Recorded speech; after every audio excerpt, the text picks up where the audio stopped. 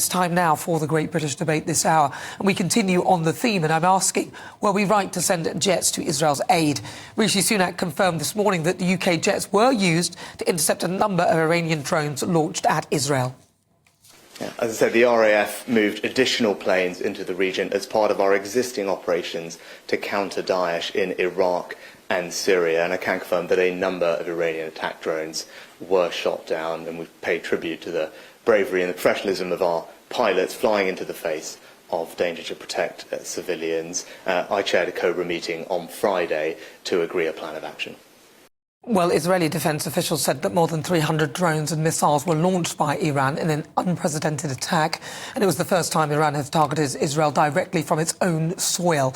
Now, the Israeli's Minister of Defence, Yoav Gallant, said that the confrontation with Iran is not over yet, and Rishi Sunak has vowed to continue standing up for Israel's security and the regional stability of the area. So for the Great British Debate this hour, I'm asking, were we right to send jets to Israel's aid?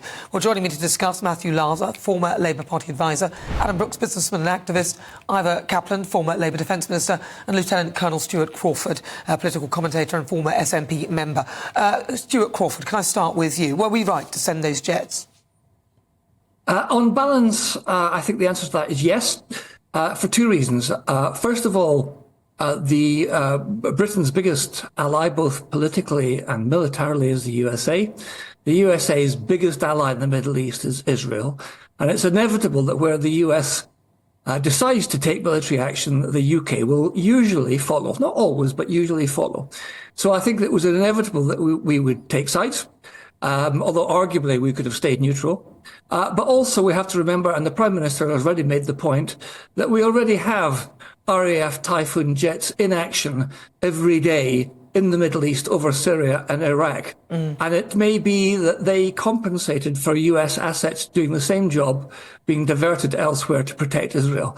So I think on balance, the answer is yes. And of course, the real result is that with the terrible exception of the poor child who has been seriously injured, there were no deaths in Israel. Yeah, I mean, that's all testament to the hard work of all the different nations that got together to protect it. But Ivor Caplin, former Labour Defence Minister, what's your view on it? Well, I'm very pleased to hear what we've done. I think that was absolutely essential, that we went and did what we had promised we would to Israel.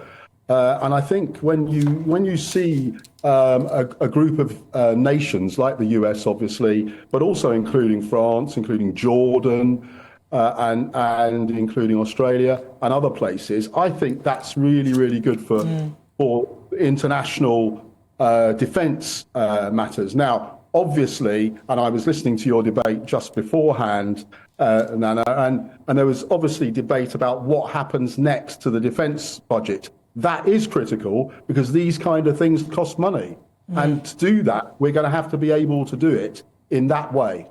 Yeah, interesting. Yeah.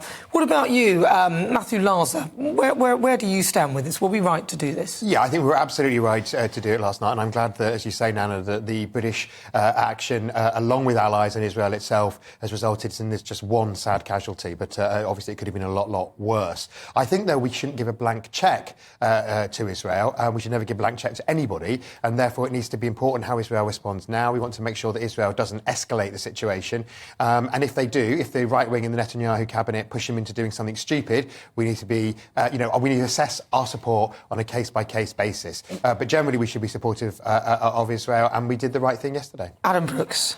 Let's remember, we've all seen the videos and the pictures from last night. I was up till 3 a.m. watching this. There was 300 missiles and drones collectively sent towards Israel.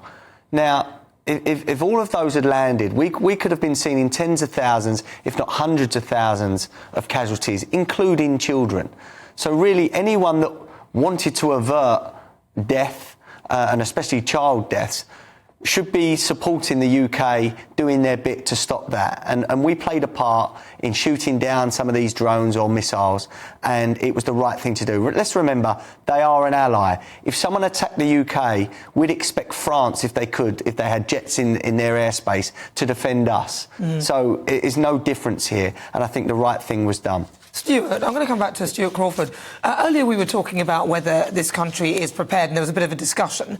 I mean, do you think that if something like that were to be happening here in the UK, do you think we need to be prepared for the potential of something like that happening here?